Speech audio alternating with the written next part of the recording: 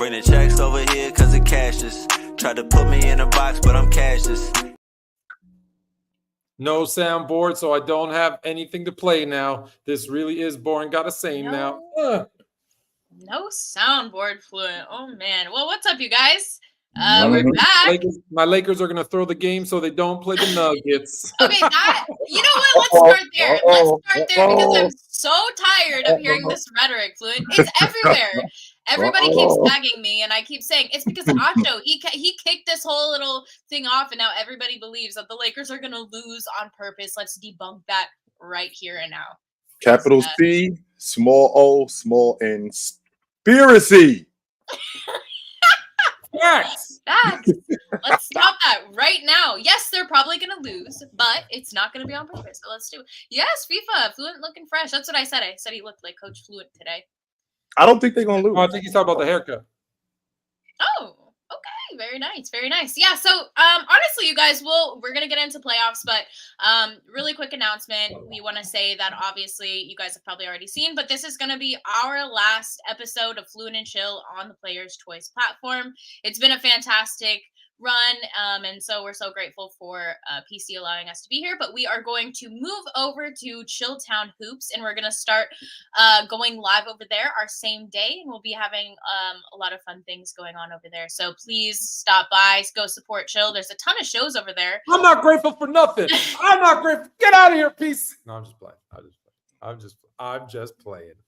It's been a good run, but it's been a good run, but listen, with new moves, new opportunities, a day like today, and I love PC, I'm just playing. But a day like today would be fantastic because as we move over to Chilltown Hoops, we'll be doing our show, but we'd be having the game as well at the same time. Yes. Versus me looking over my shoulder, watching my Lakers blow a game on purpose so they don't have to face Denver. Sure. So make sure you guys follow us over there. It's gonna be good. We're gonna have a game live, and wait, there's no games though. What are you talking? So off no games on Tuesdays. I just mean so off season will just be. Oh yeah. We'll just be vibing. Okay. But we can still pull up highlights. We can do all the things that YouTube. Listen, we got draft. We got NFL. Yep. I'm sure I'm gonna have some more rants. I got some, rants today about miniature statues. Like we got tons of stuff to talk about. Yeah, and today, you guys, the show is going to be pretty loose. We want to have you guys up, so I'll probably just keep putting the link in the chat. So if you want to come talk, chat, bring up your ideas of the postseason, and obviously live hot takes for this Laker-Pels game. And then my Dubs play basketball today. Could be the very last game we see Clay, Dre, and Steph Curry all together. Oh boy! Can you handle it, H? Can you handle it, H? Because I know this might be it. This might be it for your boys. I'm not saying that it is. I need a shot. That's what I need. But for now, we're good. This might be it for your boys, H. So we've gone from NBA champion to second round exit to basically without the play-in tournament, you're out the playoffs, but you are in the play-in tournament. It's a one-game elimination, and now this is where we are. So we're going backwards. Now, don't get me wrong, H. Your boys did win 46 games this year. That's not, that's not small beans. You guys did, but at the very least, like Steph said, you guys are an average team. You guys are. You're an average to below average team, and the way that you guys are going right now, the best days that you've had are behind you. Oh yeah. With the current way that the team is constructed, your best days are behind you. And if I'm the Sacramento Kings, I'm going after Klay Thompson. I don't mean in the offseason. I'm talking about today in this game. I am targeting Klay Thompson. I am getting Klay Thompson in as much action as possible. I'm getting Klay Thompson in as much dribble handoffs, much isolations as possible because I'm going after him. I'm going to make him guard today. I'm going to see if I can get him on switches with De'Aaron Fox. I'm going to see if I can get him in switches with Keegan Murray, and I'm going after him. 100% I am. Yeah, and I kind of want to do plan of action. What are the coaches' kind of game plans for both of these games? Obviously, Lakers and Pels. But Fluent, you're the resident Laker fan, so talk to us about what you're seeing, what your thoughts are. What do you want to see them do? And if you're the Pels, who are you going after today? Oh, well, the Pels you're watching it. They just scored 34 points in the first quarter, and they're doing what they should be doing, which is they're going after Anthony Davis and his sore back. You saw them put Zion trying to post him up, Valanciunas trying to post him up. They're going after him as they should, because if you can take him out of the game defensively, listen, it doesn't make it a wrap, but life becomes a lot easier. So that's what they've done. And hey, when you score 34 points in a quarter, that's what you're doing. They're knocking down their shots. So if I'm the Pels, that's what I'm doing. I'm going after Anthony Davis. That's what they are doing.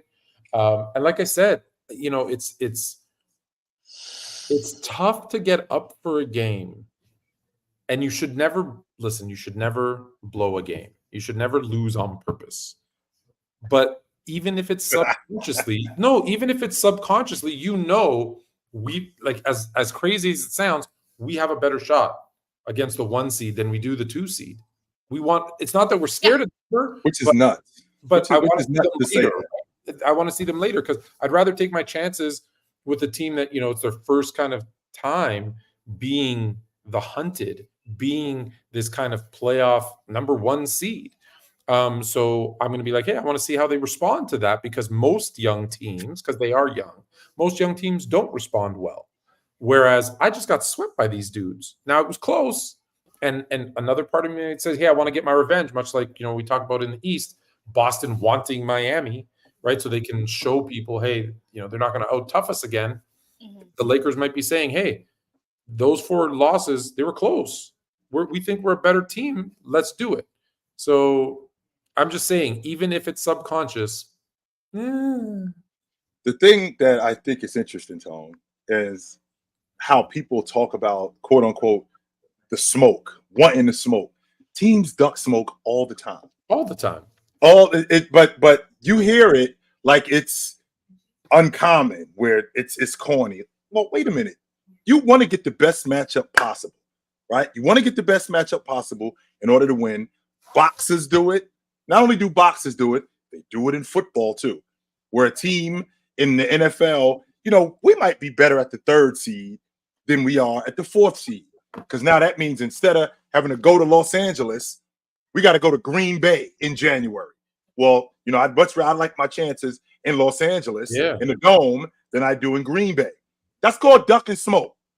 Teams do that all the time. Same logic, which happened over the weekend. The Cleveland Cavaliers, they could have won, right? They could have very well won against Charlotte this weekend and wrapped up the 3rd seed. Instead, what do? They get the 5th seed. The 5th seed. The 5th seed. They get the 5th seed. And why? Because they're looking at Orlando like, we can beat them. They're a young group. And you know what? I get it that there's people that will say it's ducking smoke. Mm-hmm. And I get it. There's a narrative for that, and it's not necessarily untrue. But at the same time, there is some strategy to this, right? Like, one thing I know for sure, and you've said this a million times, it's not always the better team that wins. Sometimes it's a matchup where a team that is worse it's a tougher matchup, even though the other team is better. And LeBron James even said it to JJ Redick on the podcast the other day. He was like, walk me through that sequence, where you missed the 3, Chris Bosh gets the rebound, kicks it out to Ray Allen shoots it. And he broke down the play. And then what did he say at the end? Got to be honest, there was some luck when it came to that. We were lucky that Tim Duncan wasn't in the game and Bosh got the rebound. He kicked it out to Ray Allen. Ray Allen practices that kind of shuffle back. He could have stepped on the 3-point line. He could have stepped out of bounds. There's a million things that could have gone wrong. We got lucky. Well, guess what, guys? Every single NBA champion had 2 things going for them: luck and matchups. Every single one. So if you're strategic in your ducking of the smoke, is it really a bad thing? Now, it could backfire, but again, like, for example, Tone, be honest. If you, not just as a Laker fan, don't hate the Lakers, don't love the Lakers. If you are the Lakers, do you want to face OKC? Forget everything else. Do you want to face OKC? You want to face Denver? OKC. If you had to pick, that's what you would pick. So, but here's the thing. This is health goes with luck, Sneed. Yes. it really bothers me because this narrative has now spread like rapid fire deep down in all of our heads. I'm sure it's kind of like, is this a conversation that goes? You've both coached, so you probably know this better than I do. But you never coach a team to lose, do you? You never coach a team to Never. lose, never. But you can not put them into a position not to win. Here's the difference. No, can you though? That's the same thing as coaching a team to lose. That's the same thing. No, sure it is. With that being said, because here's the thing, Tone. Okay, I'm not running this race to lose, but I'm not going to wear my best shoes in order to win. So I'm probably the same thing. Right. It's the same. Exactly. It's the same thing. The point that I'm making is when you have a team that, for example, with the Lakers, I don't think the Lakers are going to intentionally lose this game. Yeah. I don't think they'd be torn up if they lost, though. But I love it. Because it's another game. It's a lack of rest. I love how we're saying it, and they go on a 9-0 run or something. Right. They're down 1. Right. I think they win this game. I don't think they lose this game. So I think you they prefer win. that rest, that break that you're going to get, that preparation, that Right. extra preparation you're going to get, and face your demons head on? Like go defeat Denver or go lose, which is what would happen. What if we can't see it, Fluent. You got the blur going, but I just have a hard time. I've never heard that ever in my life in any that you coach a team to lose. So I just have a hard time. Well, again, I don't think that. And one, athletes don't do that. Professional athletes do not. Yeah. Just like the whole logic of tanking. Like athletes don't go on the floor just to lose. Now there might be some inner workings where we're gonna sit this guy tonight, we're gonna sit that guy tonight, off the strength that we might be looking to get a better draft pick. Prime example would be last year with the Dallas Mavericks. They could have played Luka, but instead Luka doesn't play. They could have made the play in, but no, we're not giving up our draft pick. Right? That's being strategic. With all of that being said, Tone just brought up a really interesting point about luck. Well, being good ain't good enough. And I go back to the 1993-94 NBA champion Houston Rockets, who Lajuan had a historic season. He won the league MVP. He was the defensive player of the year. They won the NBA championship that year. He was the finals MVP, and he broke the record in the playoffs for scoring. You know how that actually happened? I don't know if you know this, but the Seattle Supersonics got bounced in round 1. Seattle owns them. This is the same Seattle team who, after the Rockets won the championship in 95 for the second straight year, who do they see the very next year in 96 in the second round of the playoffs? Seattle. And that goes to my point about the matchups, right? Mm-hmm. Houston may be the better team, but they just did not match up well against Houston. Houston owns Phoenix. Phoenix owns Seattle. Seattle owns Houston. That's the way that worked. And this right now, what we're doing with the Lakers, who owns Denver? Who gives Denver the toughest time in the Western Conference? Well, Bruce Brown said it last year. Minnesota gave us the toughest time that we had last year. Now, with Cat back in the lineup, with Anthony Edwards, I feel like that they could give Denver a run from their money. Do I think they could beat Denver? I'm not going to go that far, but I will say I am. I'm pushing that narrative. Minnesota to the finals. I'm pushing it. Maybe they could beat them, Tone. Maybe they could. I'm not saying that they couldn't. Maybe they could, but I do think that they will give them their toughest matchup. Phoenix, I think Phoenix is the toughest test for Minnesota's defense. But that's that. I want to stick to what we're talking about here. When we talk about the Lakers, if they lose, I don't think that they would be terribly upset about this. Off the strength that we would have to see Sacramento, no Malik Monk, no Kevin Huerter. We're going back home. We're at full strength. We could probably handle these dudes. Same thing if they had to see the Golden State Warriors. We're going home. Anthony Davis gives them the biggest trouble that they have. The most problems that they have are with Anthony Davis. So with that being said, I don't think, even though it's a one-game playoff where if you lose, you out. Yeah, anything can happen. Anything can, even though it is, I definitely like my chances more in a one-game playoff against Sacramento or Golden State as opposed to a 4-game, 6-game, 7-game series against Denver. Now, I don't think the Denver mops them out of the playoffs if they were to see Denver again. Yeah. I don't think Denver smokes them in 4 games. 5. But I do think they make quick work of the Lakers. I just want to say this really quick. I agree with you, Jay. The thing is, though, there's always going to be more risk associated with adding an extra game and less rest. For example, whether you play Sacramento or LA, Sacramento or Golden State, neither of those games are going to be easy. And what if you risk a chance of losing a 1 game and you're out completely versus you win? I just think there's more risk associated with the 1 game situation because you never know. Somebody goes down, you're hurt. You can't control that situation. Mm-hmm. Like, that's just, as a coach, that's kind of the way I take it. But I totally get, I hear you. And I also think AD's a little bit on borrowed time. I believe this is the most games he's ever played in a season. Yes. So this is your year. Do you really want him to play an extra game? Well, what are we at this year, Tony? I think we're at 70-plus games. 70, 71, 72, something like that. Yes. Yeah. And I think he's in the top 10 in the league in minutes. Now, with that being said, that's prop. Now, don't get me wrong, Tony. He played 76 games this year. Right? And before Sunday, he played 76 games this year. Now, do I want him to play? Do I want him to play an extra game? To be honest with you, Tone, yeah, I do. And the reason why I do is off the strength that as fresh as this is probably the most I'm going to get out of him. So I don't want him sitting around. I don't want him with his feet up because I feel like when he's like this, he's the most effective. Tone, you and I had this conversation about the 76ers and the Lakers in 2001. Who would you rather fight? Would you rather fight somebody that's been sitting around doing nothing? Or would you rather fight somebody who just got finished whooping somebody's ass? I'll tell you who I don't want to fight, H. I don't want to fight that dude who just got off somebody. I don't want to fight him. No, I don't. Adrenaline going. I do want to put a little bow on the tanking / losing on purpose thing. Let's be clear, right? Because I'm not saying it's never good to do it for an extended period of time, but to strategically not necessarily win, like go out with and do everything you can to win 1 game is different. Because I want to be very clear. What Philadelphia did ruined their franchise. Ruined their franchise because they got used to losing.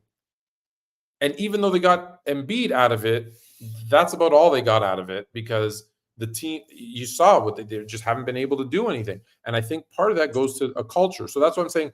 There's a thin line between like, hey, it's 1 game that I don't, I want to win, but I'm not going to be too upset if I lose. Here's the thing, though.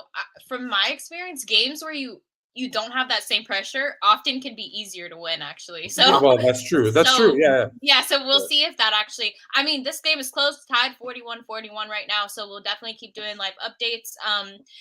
But just to clear it up, chat. I am a Warriors fan, so no Boston or LA. But we'll get into. Actually, let's go there H, next. Can we start this conversation with quote H? I don't want to hate your shit. I don't.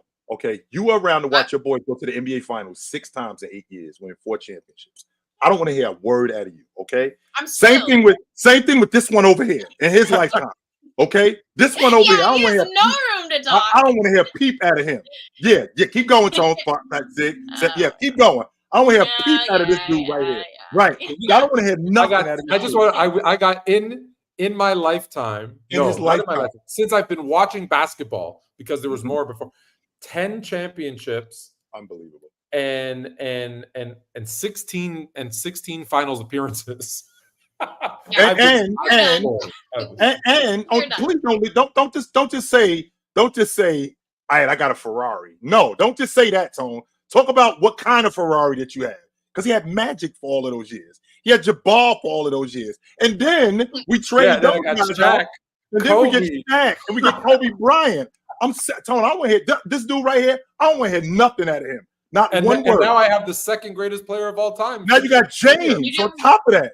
I don't want to hear nothing out of him. And this one over here, this one right here. Yeah, she's been spoiled lately. This one right here gets the greatest shooter in modern history. The history of basketball. Right. And that's what you get. I don't want to hear peep out of you. I don't. What'd you get, Jay? I don't want to hear nothing. I don't team anymore. When I was a kid, what was your team? Miami?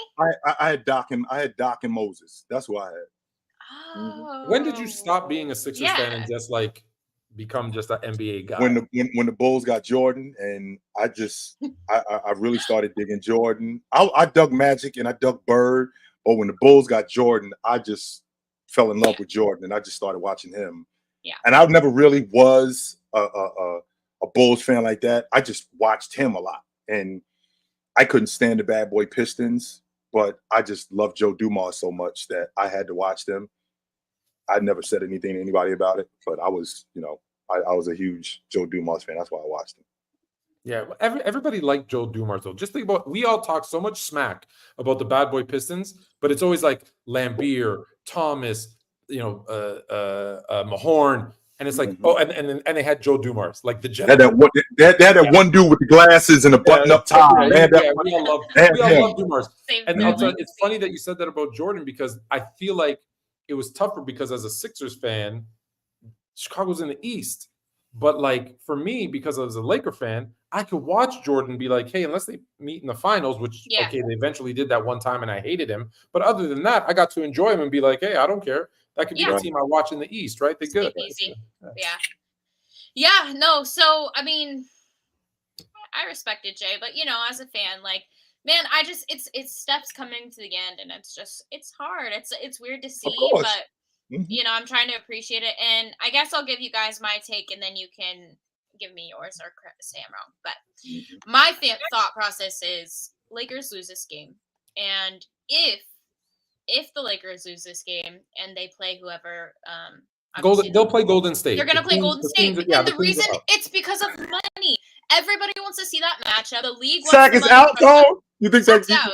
It's not even close. This is probably going to be our biggest win of the season. Get out. It's going to be our biggest. No, I'm nervous. I'm not going to lie, because we've had so many must wins. But if you're Sacramento, if you're Mike Brown, what are you doing against Golden State? And if you're Golden State, what are you doing against Sacramento?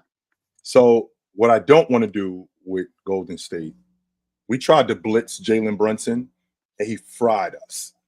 Okay, he destroyed us. So what we're not going to do with Steph Curry is we're not going to blitz him, because he's going to destroy us if we do that. What I want to do is I want to get Klay Thompson in as much action as I could possibly get him in. I want to get him in dribble handoffs. I want to get him in isolation. Klay Thompson is not the defender that he used to be. I want to exploit that. That's number one. Number two, I need to get Sabonis involved as much as possible. He needs to shoot the basketball.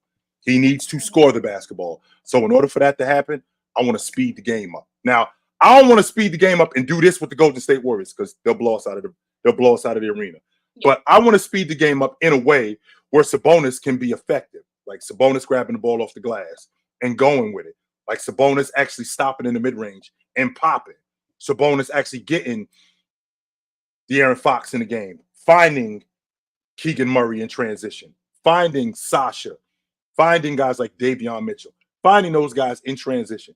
I need to get Sabonis involved in this game as much as possible. When the game slows down and we're giving him the basketball and we're running our action off of him, I need him to be aggressive as a scorer. I need him to be aggressive offensively, not just as a distributor, not just getting downhill. I want him to see Looney like he sees Anthony Davis. Go after him. Don't let him off the hook. Go after him, and go after him as much as you possibly can. I feel like if they do that, I think that they have a shot at the end, because when we get into the meat and potatoes of the game, I don't think that they have one guy that can stand in front of De'Aaron Fox. And because they don't have one guy who can stand in front of De'Aaron Fox, I feel like De'Aaron Fox could get whatever he wants. And he's also going to be a big deal on the defensive end of the floor, because De'Aaron Fox can get his hands in the passing lane. He can get his hands. He can get his hands and be a disruptor when guys are dribbling. And get into Draymond Green. Make Draymond Green, make things difficult for Draymond Green. What I mean when I say that, H, is if Draymond Green is just standing in the middle of the floor, dribbling the ball, and he's got all his vision, okay, that's not to our advantage. That is not to our advantage, because he's just going to pick us apart. That's like Tom Brady standing in the pocket and throwing all night. That's like Patrick Mahomes standing in the pocket and throwing all night. So if you're going to do that, you got no shot. So I feel like if they can do those things, Sacramento has an opportunity to win. Golden State, on the other hand, speed the game up. Speed the game up. And make this as fast as possible. Yeah, FIFA GP2 is out, and Looney hasn't played much this season, but Trace Jackson is going to be getting several minutes, so he'll be going toe to toe with Sabonis, which is going to be new. I don't think he's done it yet this season, so we'll see how that goes. But yeah, don't underestimate the dubs. Davion Mitchell is always a problem for Steph. I mean, I can't stand him because he is that good of he's just a gnat. Like, he's always going to come at you. But give me Golden State. It's going to be by 20. All right, Fluent. You think y'all smoked them, H? Of course. No, I'm nervous. I'm hella nervous. Fluent, any thoughts on that matchup? Is there a team you'd prefer to see the Lakers if they do in fact lose this game? I think you're right. I think everybody would pay to see Lakers and Golden State because you're going to see one of the all-time greats not make the playoffs. And what's interesting is I've seen, especially on TikTok, I've seen a lot of stupid takes where people are saying, LeBron James said whoever made the play-in should be fired. And look at him now. He's in the play-in 3 out of 4 years. And I'm like, dummy. He was in the 7th or 8th seed all 3 of those years. It hurt him more than anybody because he had to play extra games. Whereas if there wasn't the play-in, he would just start in the playoffs. Right? Like, people that don't know stuff or not don't know stuff, because actually some of the people that I've seen say it know what they're talking about, but they're pushing a narrative. It drives me nuts. So let me say that first. I think Golden State Lakers is the matchup everyone wants to see. But if I'm the Lakers, I probably still do want Golden State, even though I know Steph can kill me. It's a matchup thing. I think Golden State's a better team than Sacramento, but I think the Lakers match up better against Golden State in a 1-game series. So that's probably the game that I'd rather. I can't believe I'm saying that because it doesn't make sense. Even as I'm saying it, it doesn't make sense, but it is a better matchup for them. Which it is, to be honest with you, Tone. It is. I feel like they could put Steph Curry in action. I feel like they could put Clay in action. And like I said, Anthony Davis is the difference in that series. They don't have anybody to contend with him. I think he dominates Looney.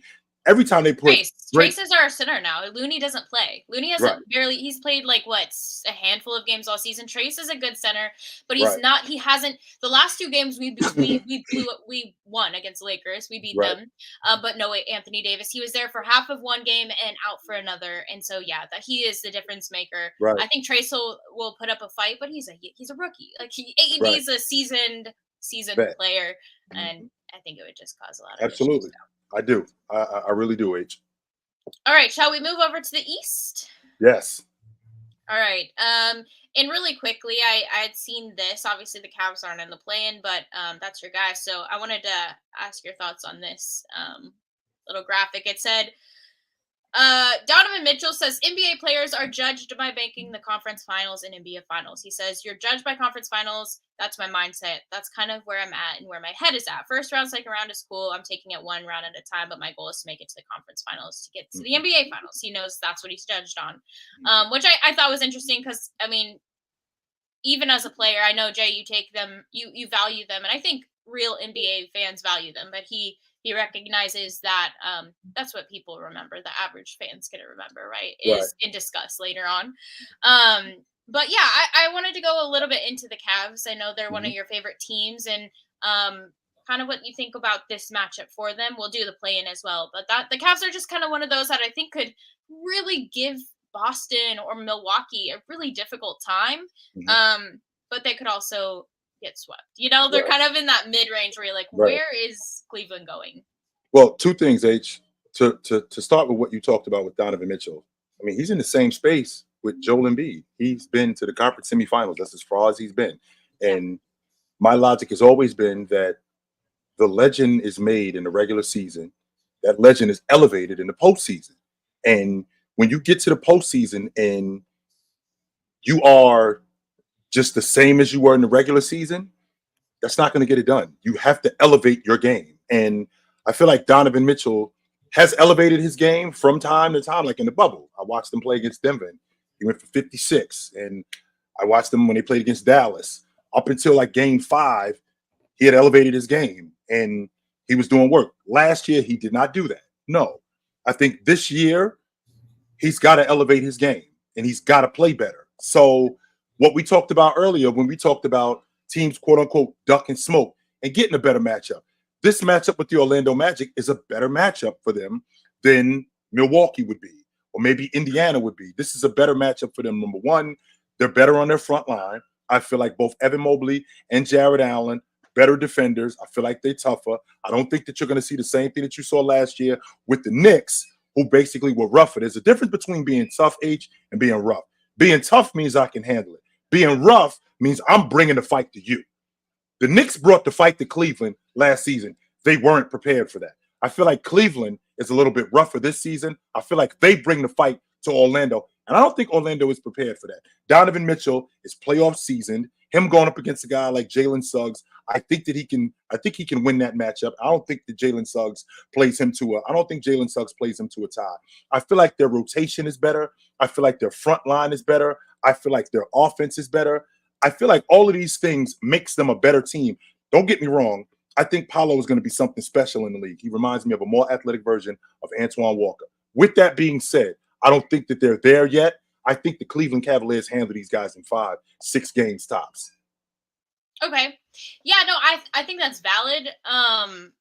And great point about Orlando, because this is exactly what we talked about with the Sacramento last year. This is what we talk about every young team. Even OKC is getting the same criticism, right? Because this is such a new thing for them. They got out in the play-in last season. So, yeah, I agree with you. I think Orlando is going to put up a great fight, but I'm taking Cleveland all the way. Fluent, any thoughts on Orlando? I mean, it's kind of a surprise where they landed in the seeding. Yeah, no, absolutely. It's a surprise. I got to tell you, though, Jay spent all season convincing me about Cleveland. All season. It was hard, too, H. It was hard, H. And I finally stepped out onto that ledge, my friend. You're here now. If you remember. Yeah. Really? Because I feel like I jumped off the ledge.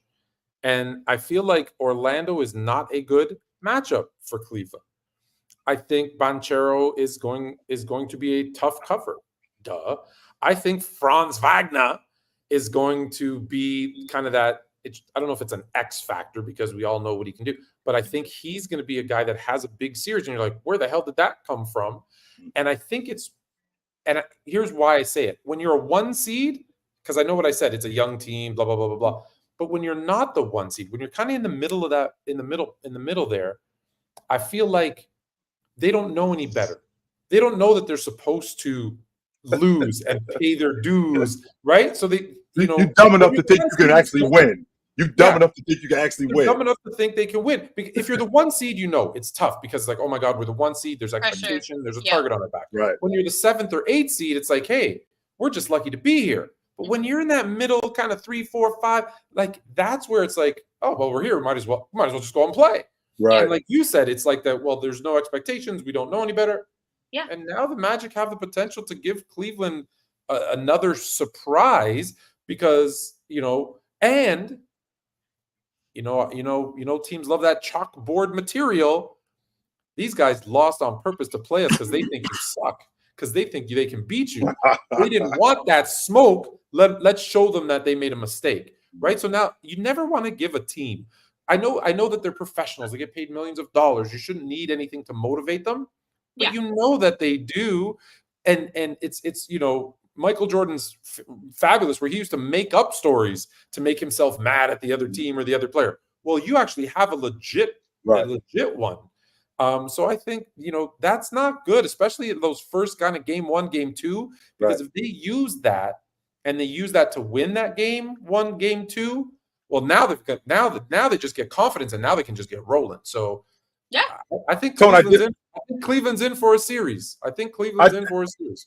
Tone, well, as of right now, I had it wrong. Cleveland's the 4 spot and Orlando is the 5 spot. And I disagree with you, Tone, in the aspect that they're looking at that Orlando is thinking that Cleveland is looking at us like they want to smoke. I think Cleveland is looking more at them like we know who they are.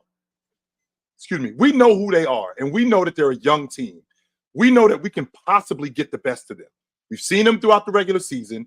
We know what they are. We know what happened to us last year. Evan Mobley, Jared Allen.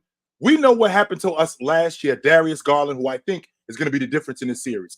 One thing that Darius Garland cannot do, Tone, he cannot not get in the fight. Your boys are over there and they're jumping on somebody and you're just standing right here on the sideline just watching. He's got to get in the fight. He has to be involved in this. With that being said, the Orlando Magic, they are, to your point, they are young enough to go, we at the party, so let's go in here and dance. Sure. Cleveland, on the other hand, recognizes that we can't look like we did last year. We look like a deer in headlights. We now have the experience. We know what it looks like. We saw what it looks like. We got beat up last year. We can't get beat up again this year. And the last thing that we can do in terms of getting beat up, we can't get beat up by these guys. Absolutely not. As good as Franz Wagner is, him and Jared Allen as a defender, he could keep him in front of him. You know how I feel about Evan Mobley as a defender. Evan Mobley actually did a pretty good job on Julius Randle on the perimeter. He actually did a pretty good job on him, even on the block. The problem is Julius just roughed him up. Julius brought the fight to him, and he wasn't prepared for that. I think he's more prepared for that this year. Max Strus, last season, playing with the Miami Heat, he knows what this looks like. The fake shooter, as we want to call him, he knows what this looks like, and he knows that in order for us to have some success in this series, I got to shoot the basketball. And if I don't, then we're probably going to have a difficult time beating these guys. Darius Garland has got to get downhill. Darius Garland has got to get in the fight. If he doesn't get in the fight, then they're going to have a difficult time winning this series. Their rotations with JB have to be good. So guys like D. Wade, guys like Karis LeVert, those guys coming off the bench, Okoro, those guys coming off the bench, they got to be sharp. And if they're not sharp, this series is going to be a long series. But if they are, and if they're looking at Orlando like I think they're looking at Orlando, not with disrespect, Tone, I want to make sure that we're clear on that. Not with disrespect, but more like we're more prepared now than we were last year. I think they handle Orlando. But now let's be clear, because you said not with disrespect, but there is going to be some immature players on that Cleveland team, because they're still young too, who think they're going to take this team lightly. They're going to think this team isn't prepared for us, and we're ready for them. And those are things that you got to be careful. You got to be careful. If you go in with the wrong mindset, you know this. Maybe Cleveland's beyond that. Let's for Cleveland's sake, let's hope so. If not, like I said, I think regardless of who wins the series, it's going to be one of the most entertaining first round matchups, and two, I think it's going to go the longest. So you think that series can go 7 games, Tone? I think 7. Yeah. 7 games. 7 You good. think that's the only 7 good entertaining games. Is there another matchup that you think could possibly go 7 games in the first round, or yeah? Well, it depends on the matchups, right? So it depends on some of the play-ins. So let me look at We've got we also didn't cover Bulls, Hawks, which I mean, no disrespect, but I can't even believe we got to talk about them. Yeah, they should go prepare for the draft. Yeah, I can't even believe that we got to talk about them. Give me a break. I think Cleveland, Orlando goes 7. I think Milwaukee, Indiana doesn't go 7. Minnesota, Phoenix, and actually, and the Braves and the Mavericks. I think all of those could be. I don't think we're going to see sweeps. I think we're going to see 6-7 games in a lot of these. Sure, I think because especially not even especially in the West. I was going to say especially in the West, but if you look at it, right, you've got Phoenix had 49 wins, Dallas 50, the Braves 51. Okay, Minnesota had 56, but like even that's not 5-6 games when Phoenix had a bunch of injuries throughout the year that they were dealing with. Yeah. 6 games isn't a big difference over an 82-game season, knowing all that. So, it's not like these teams aren't evenly matched. And we know that Indiana's the 6th seed, but they've had the Bucks number all year. Yeah. And they were 49 wins and 47. They were only 2 wins apart anyways. So these games, it's not like we're dealing with, like the old days when the number 1 seed had 67 wins and the number 8 seed had 30. Yeah, okay, that's a sweep as it should be. These guys are way more close. Hey, to do Thunder in the chat, who said controversial. SGA for MVP. Dude dragged people who were barely old enough to drink. Okay, he didn't drag anybody. Let's kill that right now. Chet's a 17-7 guy. Actually, Chet was the guy who unlocked you guys. Because that stretch 5 guy that you have now, that rim protector that you have now, you didn't have that last year. Take Chet off the crew. Y'all were the 10th seed. You bring Chet onto the crew. Now you guys are much better. Now Jalen Williams, who's almost a 20-5 guy, now he's on the crew. Just so you know, SGA is not dragging him. No, he is not. not SGA. I'm sorry, Jalen Williams is one of the better young players in the league. It's not like SGA is on a crew with a bunch of bums. No, he isn't. He got a bunch of ballers on his crew. He does not have that. Absolutely not. We're not doing that. Dragging. He's not dragging anybody. Speaking of people in the chat, I do have to call this out. I have to call this guy out, and in a good way. Because I don't know if you guys remember this. It was about a year ago. We had some dude in the chat talking a bunch of smack, and he was like, and we brought him up on, and he started going off about Kobe Bryant, and he started like giving us like, I think he was like 15 solid minutes. Which of guy? Kobe Bryant Happens stuff. all the time. Tony Styles or J.O. He's in the chat.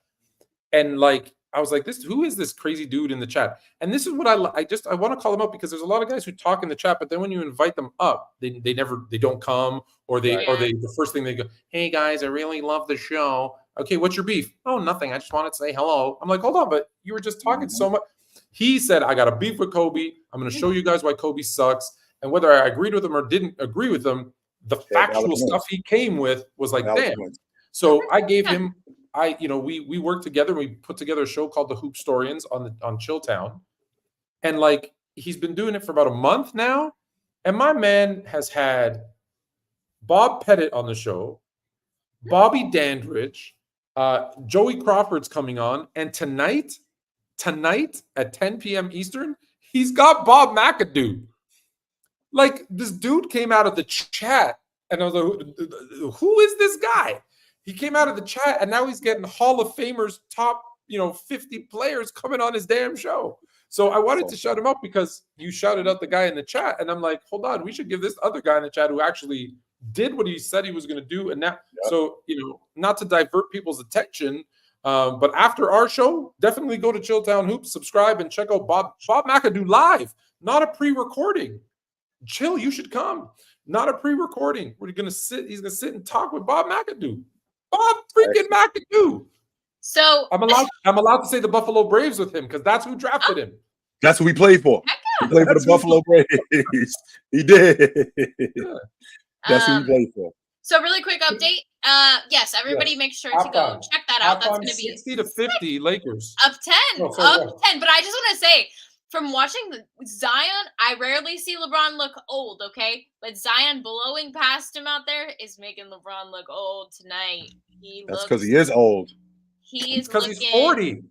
I know, but I'm just saying, like, Zion was supposed, like, all these conversations about what Zion was supposed to be, and he hasn't lived up to it. But man, it just feels so good to have seen him play a whole season, and he's doing it. It's a play-in game, so I mean, I'd like to see him play. What year is this for Zion?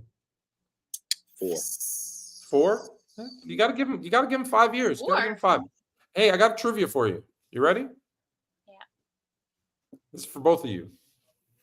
5 teams, because I talked about year 5. 5 teams in the NBA that have been to the NBA Finals but have never won.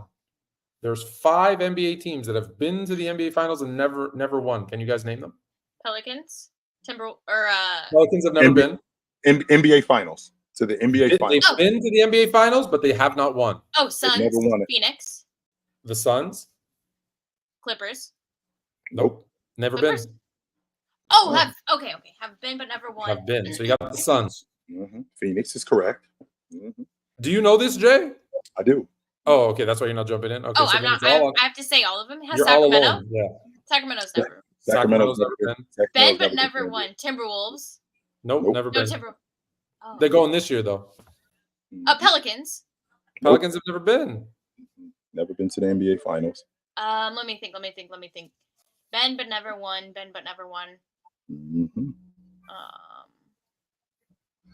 So far, you got the Suns. 4 to go. You want to help her out, Jay? H. Who Magic. Else? Orlando Magic. Orlando Magic been 2 times. Mm-hmm. Once with Shaq and Penny. Once with Howard and Turkoglu. Yep. Utah. Yep. Okay, Utah. Yeah. The Jazz. Okay, yeah. we need one more. We need one more. You need 2 more. You've got the Suns, the Magic, and the Jazz. You have 2 more. Indiana. Yep. Indiana. Yeah. And correct. last but not least, is it a Texas team? No. Is it I'll give you a hint. So you got the Suns, the Pacers, the Magic, the Jazz, and the fifth one is. Oh, go ahead. Oh, Pacers? Or I mean, who are you? You said Indiana. Your Suns, Phoenix Suns, Indiana Pacers, Orlando Magic, Utah Jazz. His hometown. The Nets. And the Nets. Not Brooklyn. Not Brooklyn. New Jersey. We went back-to-back seasons. We went in 02 and in 03. But I'm just saying Nets. Yeah. They went back. They went back-to-back and lost. Mm-hmm. They're like the Buffalo Bills. They're like the Buffalo Bills of the NFL. I think we're 10 years out from any of those teams. Well, maybe OKC, but yeah, I don't think any of those teams. Yeah, that's rough. That's rough. Those fans are shout out to their fans. Shout out to their fans, but yeah. So I know we want to do the second half of the show is like invite people up. So should we jump ahead to this? Yeah, let's do it. Let's do it. Mm-hmm. How you feel about this? I like it, Tom. I do. I like it. And the reason why I like it is because all of them are like that. Doc's is like that. Barkley's is like that. They're all like that. It's basically a row of them that are like that. Nobody has a Shaq size statue. Chamberlain doesn't have a Shaq size statue. I am not surprised that Jay knows this, but there's been so much controversy around this and them saying, they did Allen Iverson dirty. What's with the statue that's smaller than him? I heard comments about Zoolander, and you're going to have to make that building at least 10 times bigger. No people can fit in there. For those of you that watch Zoolander, you know that where that came from. And so to Jay's point, this is why I'm a fan of yours. It's because if you go there, what you will see is this, which is, like he said, a row of all of them being that size. That's their thing. It's a full row. And Will Chamberlain has one. Doc has one. Like, that's what they have right outside. I believe it's their practice facility. It's like a row of legends.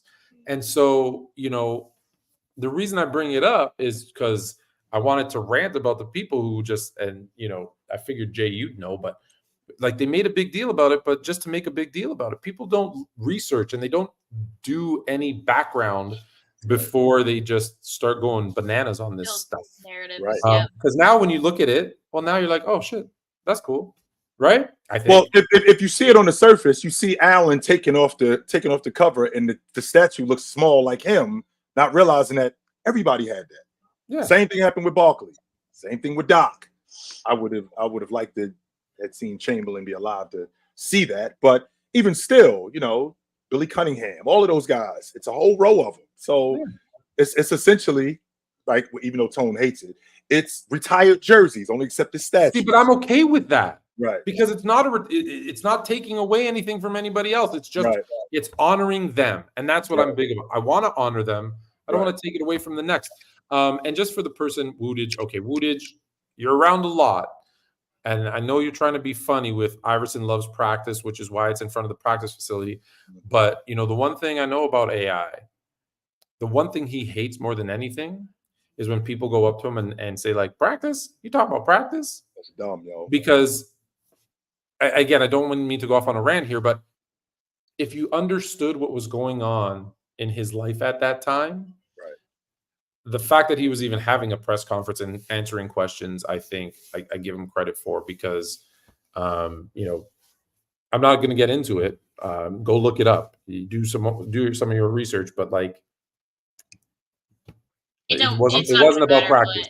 Because when they do that to Zion, they do that to Wiggins. They don't care what you're going through. They're going to make sure that they have their little way. So won't change anybody, but yes, I respect that. Also, yes, I'm doing playback after this, so come through. And also, what was I going to say? Oh, I was going to say how funny. You doing playback? Yeah, I always do playback. On playback with Haley, that one? Yeah, just mine. So you guys can come through if you want. What's it called? It's at Hoops with H. The O's are zeros. Zeros? Just at Hoops with H. So come through. Oh, how many more championships the Warriors are going to win? Yeah. Okay, Perk. Okay, Perk. And nobody learned from that one. Fair. Crazy. No, it wasn't. No, wasn't that Nick Wright? That was Nick Wright. He said they're it was done. Big Kurt. The Warriors Yes. are never gonna win. Yeah. again. There's so many edits with those. I love them. They make me feel. Yeah. They make me feel something. There's plenty of stuff that we've said. I mean, if we're being honest with ourselves, there's plenty of things that we've said that when we look back on them, like, I don't know if I should have said that. Well, you know what though? When we were, it sounded like a good idea at the time. People ask for our opinion, right? And if you just give like someone asked me today, so I'm obviously, as you can tell, I'm in a hotel. I'm in Austin, Texas. I'm doing a thing, and like someone said to me, hey, Fluent. Actually said, hey, Fluent, which was actually whatever, but hey, Fluent. I'm like, oh, my friends call me that, but anyway, hey, Fluent, like who you got coming out of the West? And I said, look, the boring answer is probably the Nuggets. Right? Because it's easy, it's boring. They're the defending champs. To be the man, you got to beat the man. There's all that stuff, and that's where I kind of went. But I want it to be Minnesota. I want it to be Minnesota. Minnesota has a team. They have a young team. They have a young budding superstar in the making, right? Who's on the come up. Who they've never been, as we just established. They've never been to the finals. Everybody who's great there doesn't go to the finals and then leaves. So like. Go, man! Like I want them to win. Oh, I didn't know you're in Austin. Come on, FIFA. Let's go for barbecue. He's lying. FIFA. You're lying. But Tone, that's the thing that really strikes me, which I think is so sorry. Let me finish. So now I say Timberwolves to the finals, and if they get knocked out in the first round, everybody be like, "Ha ha," and I'll be like, "Yeah, but you know what? I took a chance with it. I'm trying to speak it into existence." Yeah. Like, sir, go ahead, Jay. Yeah, go ahead. Well. I was thinking, like, people, they confuse young team with inexperienced team. Okay, so first of all, Minnesota's not a young team. Karl Anthony Towns been in the league 9 years. I'm saying young. Yeah, I'm not saying young is an experience. I'm saying young in the sense that if they go this year, they have a chance to go again. Like it's not like it's their last dance. Yeah. They could be around for a while. I just feel like we have a tendency to, when we talk about teams that are young, quote unquote, like Oklahoma City's young. Jalen Williams is in year 2. Chet's a rook. Casey Wallace I think he's a rook or first year guy. Yeah, Shai Gilgeous, he's in year 6. So I mean, Josh Giddey, what is he in year 4? Like they got a bunch of kids on their crew. I mean, this Minnesota team, again, Mike Conley, he's in year 16. Cat's in year 9. Rudy's in year 10. Oh yeah, Conley. Right? Yeah, but he's their vet. That's like, right. But So, you're actually great point, Jay. Because think about like Sacramento. We keep labeling them a young team. They're not really young anymore, but we continue to label them that. Yeah. The bonus, I think, is in year 8. Like Orlando and OKC are young. So guys, if the average player on your team has less than like 9-10 years of experience, by definition, you're a young team because we always say you don't get to who you are until year 5. Right. So I think between year 5 and kind of 7, 8, you're still young. After 8, 9, look, once you've been in the league 8-9 years, you're right. You can stop. But if you have to look at the average because every team's going to have an old guy. But if the average age of a team is 24, 25, that is young. Young teams, that is young. That is young. FIFA. I know you're working, but let me just ask one question quick. I'm at the domain. Send me a message. Let me know what's good around here. I'm up at the domain. Okay, go ahead. We don't know if FIFA's 80 or if he's 12. No one knows. That's so weird. But FIFA's 25. If FIFA really in the neighborhood. Have you seen FIFA? Yeah, I know FIFA. Oh. If he's really in the neighborhood, hit Tone up. But anyway, I even know FIFA's alter ego on TikTok. Steve? I did not know that. No. Oh. We'll talk to him later. Okay, go ahead, Jack. You forget. Mrs. Fluent is an investigator. I know everything on everyone. Yeah, women are like FBI agents. We really are. We can find anybody you knew ever. Yeah, I love that. I wish I could do that sort of stuff. Yo, check it out. Jay. I would put a bunch of these people on blast. Watch this. Jay. Hold on, watch his question. Watch his face. Jay, when I sent you that chill t-shirt, did you give me your address? You did not give me. I did not give you my address, Tone. I'm trying to figure out how did this dude know where I live? That's crazy. It was just in the mail, right? It was just in the mail one day, and I didn't even think to ask. Like, damn, Tone, I get my address. I didn't even think that. Give him a warning, Fluent. So the first thing I'm thinking when I get there, is don't mess around with me. Tone is the type of person, to be honest with you, H. Tone the type of person who like one day I open up the door and it's Tone and the family. Hey, Jay, what's going on? You guys are gonna be starting the show and you're like, "Where's Fluent? He's late." And there's gonna be a knock at his door. He's gonna open the door. It's gonna be me coming in. There you go, right here. I pull up a chair. So bad. That'd be sick. Don't worry, I'll be bringing your Nespresso machine, so it's all good. Yeah, Oh, I'll pull up a chair because okay. Tone just showed up, so we got to get to work. That would be, yeah. Okay, yeah. So Kawhi, Team USA. Do you guys want to talk about that, Jay? I know you had kind of mentioned it. Obviously, we got the news that he is on Team USA. He has been awarded that position. Thoughts on that, Jay? I love how they doing all of this stuff with Leonard, and nobody's talking about the elephant in the room. This knee injury is worse than what y'all talking about. He has swelling in it. Is he going to be available when they play Dallas? Degenerate knees. Yeah. That's Can we, Tone? I'm glad you brought that up. Can we establish and understand what exactly that means? Regenerate, degenerate. Tone, regenerate means? Regenerate Yes. means to like rebuild, Okay. correct itself. There's growth. Which means that if I break my arm, my bone is going to regenerate and it's going to heal. It's gonna heal, yeah.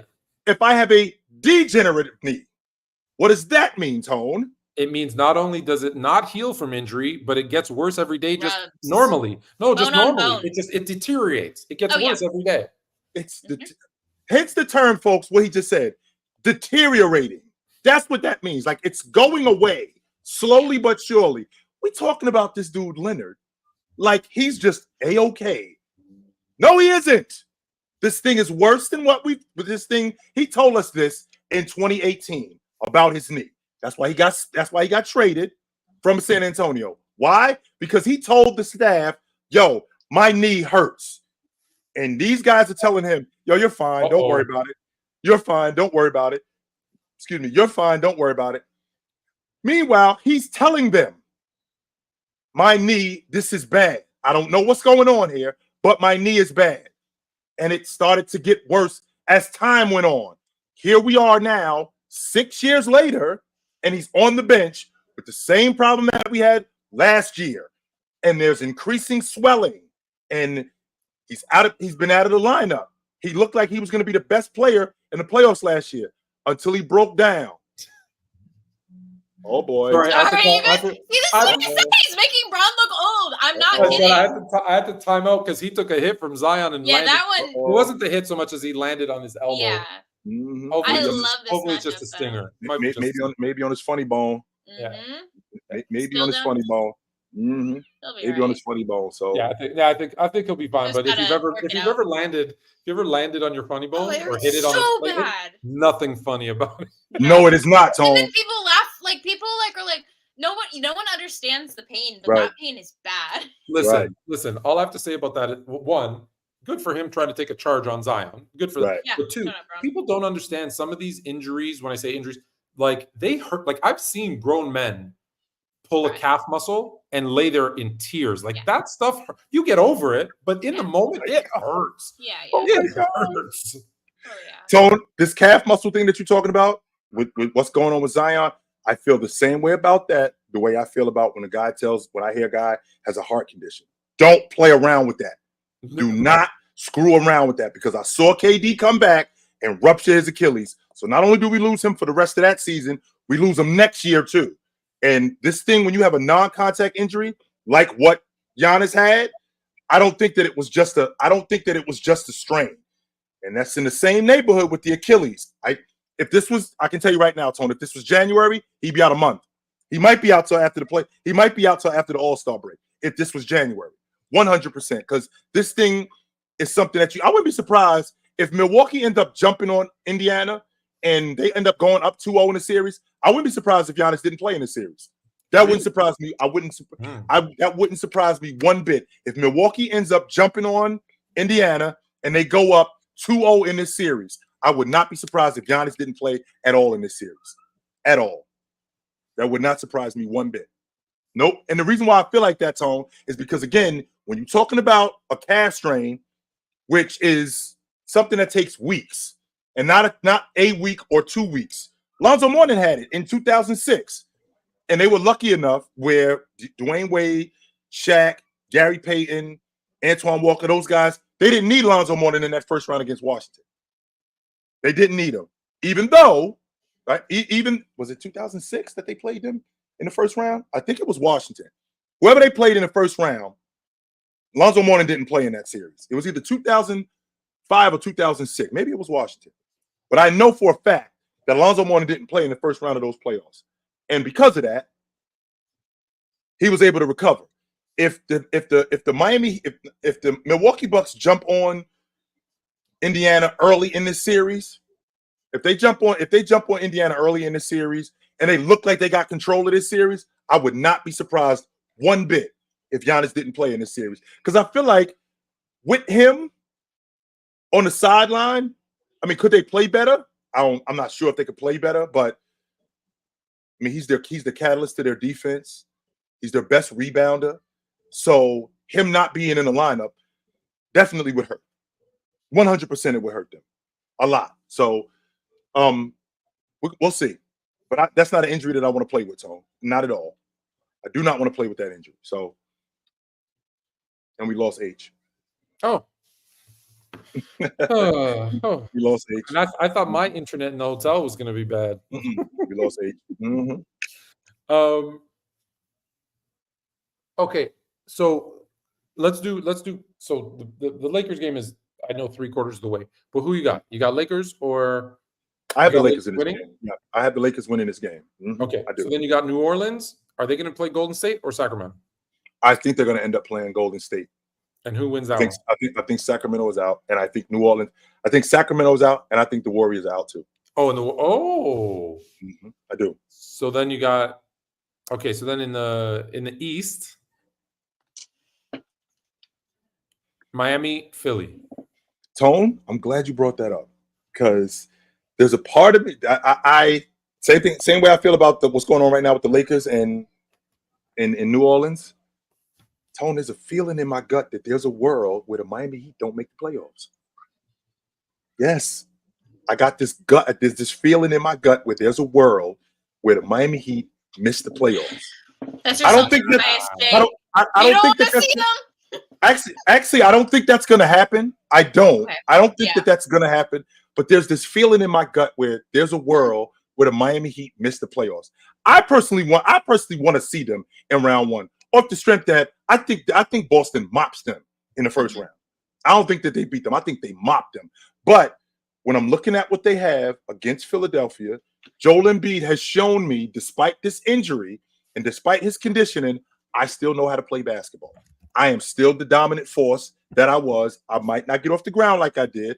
I don't get up and down the floor like I did. Not only do I not do all of that stuff, but I'm still the dominant force. And at any point, I can go for 28 to 32 and 11 to 13 rebounds. I can still do that. And in a one-game series where winner take all, if I'm looking at this Philadelphia team, we put in Tyler Hero in action. That's what Nick Nurse is doing. He's putting Tyler Hero in action, and I'm going after that rook, Tone. I'm going after that rook, Jaime Jaquez, and I'm putting him in as much action as possible. I want to exploit that matchup. And if I'm not mistaken, today is Tuesday. Yep. If I'm not mistaken, was it not maybe a week ago that it was either a week or maybe 2 weeks ago that the Miami Heat were in a double overtime dogfight with the Atlanta Hawks? A double overtime dogfight with them. Now, I think that Chicago could beat them, but if they end up beating Chicago, am I ridiculous to think that Atlanta could beat the Miami Heat again? They handled them last year. You can't tell me that the Miami Heat and the Boston Celtics, you can't give me that same logic with them and then turn around and tell me that they walked by Atlanta when Atlanta handled them last year in the play-in tournament. You can't do that. Those two things do not work. If you're going to tell me that the Boston Celtics don't want to see the Miami Heat because of how tough the Miami Heat are and how they handle them, you got to say the same logic. What happened last year when they played Atlanta? You have to use that exact same logic. And today, you're right. Today is Tuesday, April the 16th. So shout out to Mrs. Fluent. Oh, hi, baby girl. Today is the anniversary of our first date. So I miss you. I love you. You remember that? That's so cute. I never remembered eights. I'm in my so calendar. bad with them. It's in my Oh, good man, good man. The Shout out time to that Mrs. Fluent. the time that I actually got up the Gouillons to ask her out. The time that I got up enough It's a big day. Gouillons to go, I'm gonna ask her out today, and I'm gonna see what happens, whether she turns me down or not. But I'm gonna ask her out today, and I'm pretty sure she was like, "About damn time." Damn. That's cute. I don't know that sure she's at she's about like that that. time. I'd ask her a few times. Took It a took while. a Little work, but you never gave Oh, up. so it was more. So instead, Tony, it was more like fine. All right, Look how cute we look together. Come on. I'll go out with Pretty it. cute, pretty cute. Mhm. Jay, question, and then we will launch into, I'll drop the link. So you guys, if you want to ask a question about your team, a favorite matchup, a matchup you're not looking forward to, MVP thoughts, anything you guys have, let's do an hour of that. And then I'm very happy, by the way, that it looks like they are playing to win this game. It looks like they are. I am happy. I am happy about that. I respect that. Even though I wouldn't have been upset if they were the 8th seed, Yeah. I am happy. But I see, the thing is, like, face your demons head on. I think that is like, that's what Boston, if Boston sees Miami and they just cut that narrative, it can never be brought up again. You know what I mean? Yeah, So 100%. I mean, it'll be a tough matchup. Anybody plays Denver, but you never know. I respect them going hard. Jay, thoughts on the WNBA draft? Did you get to watch much of it? Thoughts on, obviously, Angel, Caitlyn, any of the girls? I did see. I didn't get to watch a lot of it, but I did get to see some of it, and I think they got it. I think they got it right with Caitlyn Clark as the number 1 overall pick. Even though, I mean, Cameron Brink and Aaliyah Boston on the front line would have been fantastic. But you cannot not take Caitlyn Clark and not build around her. No, you can't do that. Somebody's getting fired if you do right. that. Absolutely. On the spot, somebody's getting fired if you do that. I don't know why she's getting so much hate. Like, if in any other sport, if a college player where let's keep in mind, if you go back in the day when guys played 3-4 years of college, if you took a player who played all 4 years of college, was the all-time leading scorer, was second in assists, had 45 records in the NCAA, and there's something else too that she has, like, it would be a no-brainer that person was going to get picked first overall, and that they were a great, I didn't say the greatest, but they were a great player. Like, and let's be honest, the fact that she puts people in the seats too, whether you like it or not, who she puts in the seats, you're not a franchise, you're a organization that is struggling with attendance. You're an organization that is struggling with viewership. We know in today's world, it's not the fans in the seats so much, it's the people watching on TV that gets people paid. Why wouldn't you want someone that puts people in the seats? Right. It just it blows my mind. Double B. I think my thought, obviously, with like the Twitter, if that's what you're talking about, is people are mad because she's the loser 2 times, but it's like she's on a team that, let's be honest, it's good, but it isn't great. It's not like this LSU team who has been, who was on fire. They got one other player drafted, and that girl even said, Martin said, I was just here for Caitlyn. Like, she was more shocked than anybody that she got drafted. Yeah, I don't know. It's weird. And then you see these other teams, you have 2, 3, 4 players. Like, but that's not even the thing. Listen, when we're talking about the greatest, and we're going to say who's the best, okay, some of these team accomplishments come into the conversation, but they're at the end, right? Like, we always have the GOAT debate with Jordan and LeBron, but the 6-0 and the 4-6, those should be the last 2 things you talk about, not the first 2. So it's just like, is Barkley not a great player? Is John Stockton not a great player? Is Karl Malone not a great player? Is Allen Iverson not a great player? Is Elgin Baylor not a great player? They're all great. They're all all-time greats. Yeah. Now, can you put them in the conversation of the greatest because they didn't ever win? No, I don't think you can. But they're greats, and that distinction does have something to do with team success. But I mean, like, anyone who's played college basketball, and Jake, can attest to what I'm about to say, it's a very different game. Everybody that plays on your college team was probably the leading scorer in their high school, was probably the best player at their high school. And now they're being asked, and I've told this story, I think, before, where the first player that ever made it, like from my high school in Canada to the US, went and played at Michigan. And we were all super excited. We went to Detroit, went to watch him play. He was like 6'9", was super good shooter, could handle the rock, post up moves, could rebound. And we were like, man, this dude's like, that's why he went there. He's gonna be amazing. You know what he did all game long? Set screens, set screens, right? Because he was a freshman, and that's what you needed to do to, like, earn your keep. That was his and role. why? Because everybody else on that team was the best player who could rebound, who could shoot, who could dribble. So it's just like, you got to take that for what it is. So when there's someone who's exciting and that people want to see and who puts up phenomenal numbers and breaks records, applaud it, right? Like, I know people are gonna say you're a LeBron hater. Buddy, I applaud when he's the only guy ever 40K, 11K. Applaud that. Now, you want to get into a conversation and start picking on things, 100%. But you still applaud the greatness. You still applaud the fact that the dude's been playing for 21 years and still puts people in the seats. I don't know why she got so much grief. It's too bad. And I also think it's interesting that we talk about her. Well, they lost in the national championship 2 years in a row. Just so you know, these two Final Fours that they were in, the last time they were in the Final Four was my freshman year in college. That was 30 years ago. I just want to put that on your mind, guys. Iowa, it's been a minute. It's been a minute. Yes. Yeah. Yes. Let's put that out there. And it's not even like they're not highlighting Iowa; they're highlighting Caitlyn, and she's a star. So let her have her moment. And on top of that, H, what you just said is it right there. She's what, H? She's a star. She's is, yo. Star. She's Let's stop star. acting like at least in college. So what, man? Let's stop acting like this chick is just good. She's a star. Yeah, okay, she has everything that the people want.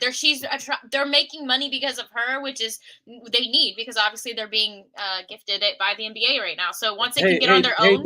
Diana Taurasi, she didn't have Sue Bird next to her. No, she did not. No, she didn't. No, she did not. Sneed they had a bomb here. squad, by the way. All right, what up, Sneed? Oh, all right, Sneed, what's up? Thank you, appreciate it. Fluent Chill, Haley, what's going on? What's up? All right, so Caitlyn Clark, right? She's going to push the game forward. I don't understand how these people could be so down on her coming into the league. It's like looking a gift horse in the mouth. They haven't moved the game forward in, 2 decades? What have they accomplished? I mean, I remember the like Rebecca Lobo years when they were like, it was the American team. But right. I can't say there's been anything since that's been notable. Certain players we know, certain players are very skilled and very good. Yeah. Right. But this girl could usher in a new era of viewership and move the game forward. Like, people started to care watching her in college. They're not going to follow her at all? There's going to be buzz. And on top of that, what you just said. Did people hate Magic and Bird coming into the NBA? It was huge, Fluent. No, right? And then, like, do you think any player, this is my best example. Wilt Chamberlain hated everyone, right? He never gave anybody any credit. But do you see the interview where he says every single NBA player should thank Michael Jordan because he forced the Bulls to give him that $30 million contract? Now all of you are getting paid. He forced Nike to give him a percentage of shoe sales. Excuse me, I can't say she sells, you say it. And it helped everybody get a better deal. It became, a businessman like that. Like, they credited those guys and they applaud them for that. This girl, love her or hate her, is going to make the WNBA and every player in it and every player who comes after more money. Yes, it goes to middle America. Yes, that's 60% of the country. So good. Applaud it. Yes. Hey, Fluent. I just want to remind everybody that the WNBA doesn't make money. No. They lose money. No. Yeah. They are literally subsidized by the NBA. Subsidized business. Yeah.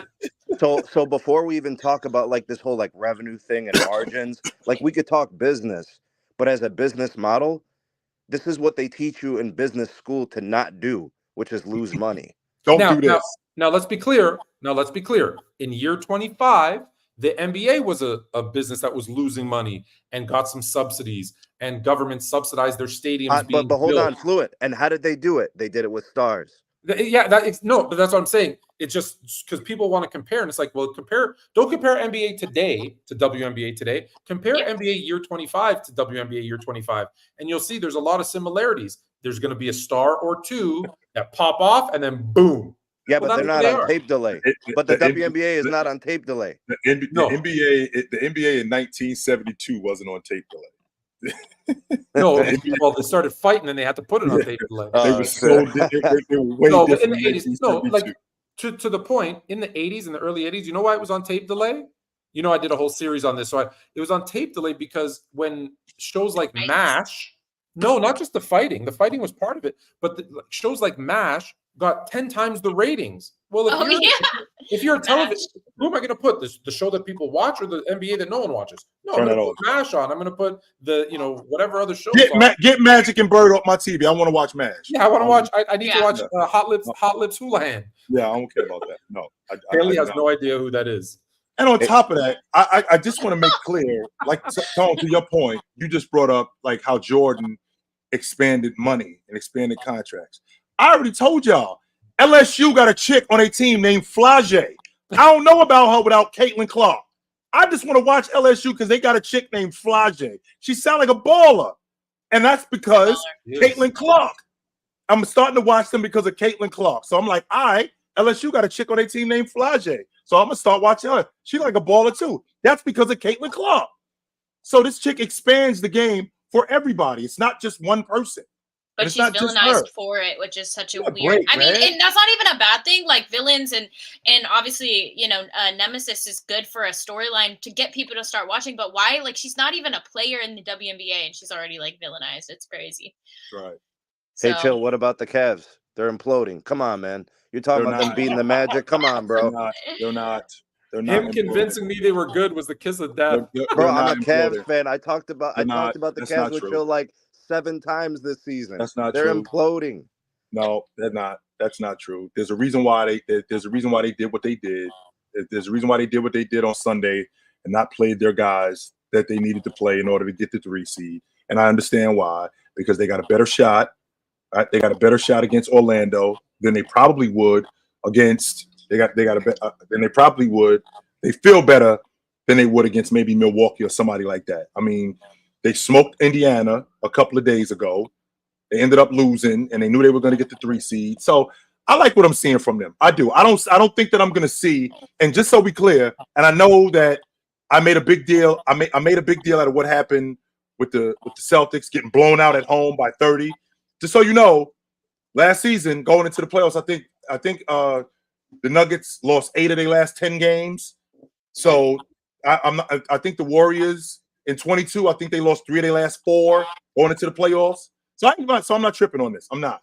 I'm not tripping on this. All right, Chill. Last thing, guys, and then I'm going to bounce and I'm going to let whoever Jay is do his thing. Yeah. The game I'm watching right now, the Pelicans have a bad defense. They are unaware. They are flat-footed. The Lakers aren't even that fast of a team. That defense is not good. I don't know what game. I don't know if you guys are watching. You got it on the side. And Brandon Ingram is soft. I said that 3 years ago. The Lakers are not a dangerous offensive team. Like the Pelicans look slow, unaware, and unresponsive. It's crazy. I feel like LA was more dangerous offensively last year than they are right now. Maybe. I just don't see the ball moving all that much. I don't see it's that integrated. It's just the offense is kind of clunky. It's like if someone can get a bucket, they create a shot for themselves. Or if AD's got it on the block, or if like LeBron's going to get a shot. But I don't know. The Pelicans don't look that for a team that has a basic offense. The Pelicans got a bad defense. Yeah, I mean, we're only down 11 right now, so we'll see how this thing ends out. Fluent, this is where they might start selling, and that plan might come to fruition. So we'll see. Thank you guys. Appreciate it. Bye, y'all. Thanks, see you later. I watched the original, the new Roadhouse came out with Jake Gyllenhaal.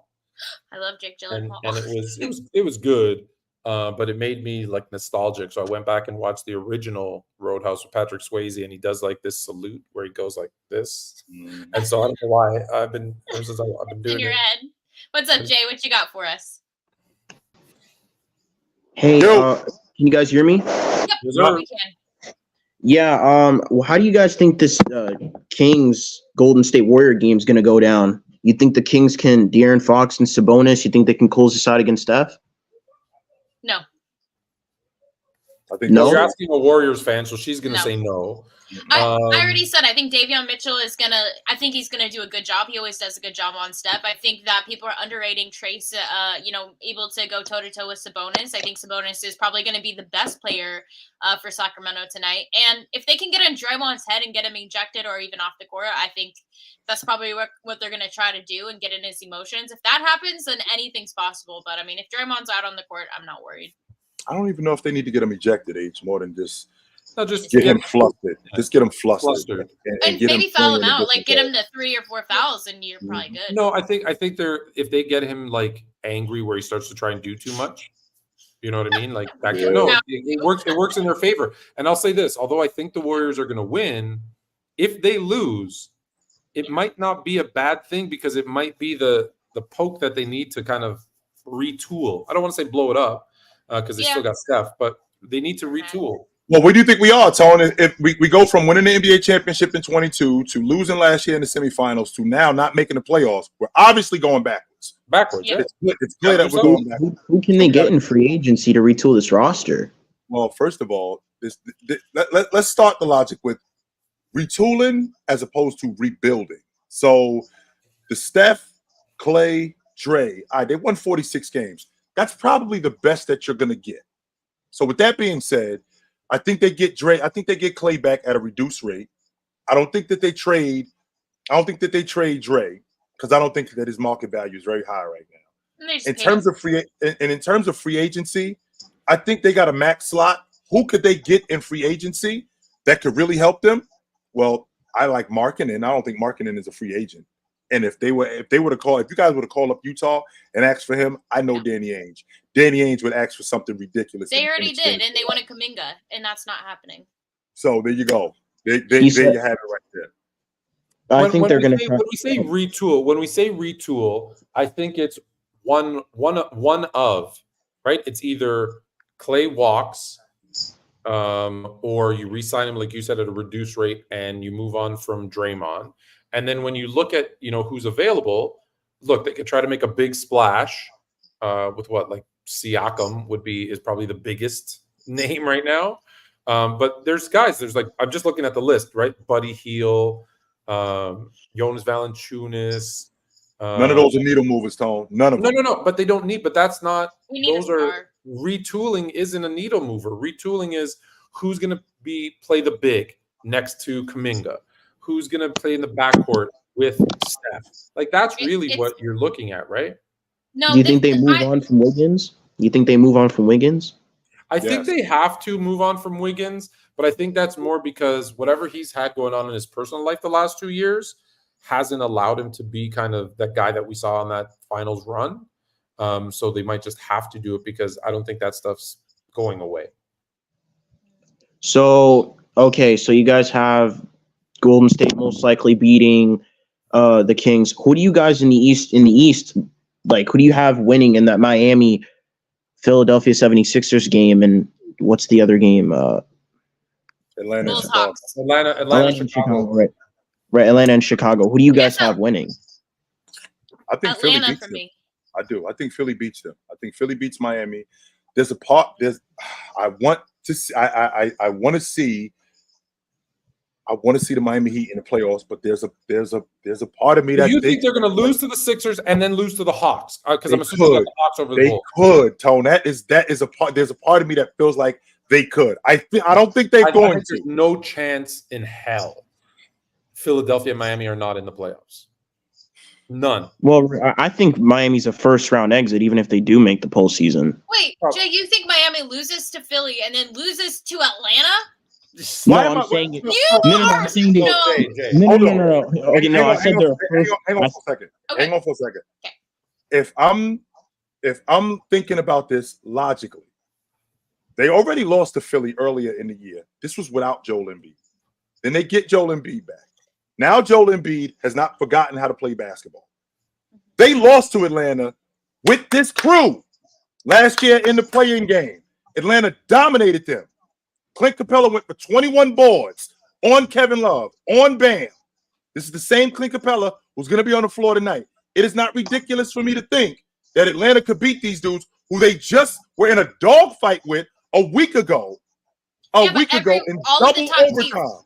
But Denver Haley, just I mean lost. that. Denver just lost to who did they just lose to by a lot? I mean, Lakers just lost. All the top seeds, OKC's just lost. So I think using a one game sample isn't fair. But I don't think it's crazy, Jay, to say that it just doesn't work. I don't think it's No, I'm saying that they're going to lose in the first. I think they make the postseason. I just think they lose in the first round. I think they lose to Boston if they do make it into the postseason. We know these dudes, Jay. We know this Miami team. They're just different in the playoffs. They just are, and we know Wemby. Yeah, but it's pretty unrealistic to have them. Like you're gonna expect them to shoot as high as they did last season against a better Boston team. I don't think they get out in the play-in against Atlanta.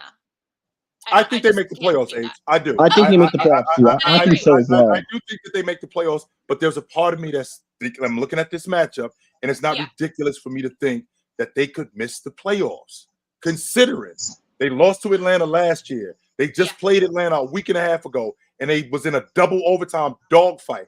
If you're going to play against these dudes in a one-game winner-take-all, is it ridiculous for me to think that I don't feel as confident about them beating Atlanta as I do about y'all beating Sacramento. How about that? What's the convo with Miami if they do miss the postseason this year? Blow it up. I don't think it's surprising. Blow it up. The fact they're an 8th seed. Yeah, exactly. Right. I think I think if they do, they're a first round exit at best. It depends, right? Tomorrow, if they do beat Philadelphia, I do see them getting past the Knicks in round 1 and potentially going on a run. But if they have to beat Philly tomorrow, I don't. You don't think so, Chill? You don't think they have them? You don't think they have the mental advantage last season? I just figured it out. Miami gets bounced from the playoffs. They don't even Okay, they're done. They're done. So Miami blows it up, and Jimmy Butler it ends up in Golden State. Jimmy and Golden State. Yeah. We do. I want to see the Miami Heat in the playoffs. I do. Yeah. Same. Well, yeah. I want my C's to get revenge. I want revenge for what happened last season, to be honest. I want to see them in the playoffs. You're a fan of who? I'm a Celtic fan. Oh. Yeah. Yeah. Well, get through the first I'm round. gonna be very happy if Golden State misses the playoffs this year. I'm gonna be very happy. Well, let me ask you a question then. As a Celtics fan, Jay's a big Tatum guy. Be honest. I have Boston going to the finals. I don't want to see it. But I do think it's going to happen. I think it's their year. If they make it and lose, whether that's the Wolves, Denver, whoever, LA, what's the narrative there? Does Jaylen Brown and JT's about to get paid again, right? What's the discussion there? Like, that's just unacceptable. Yeah.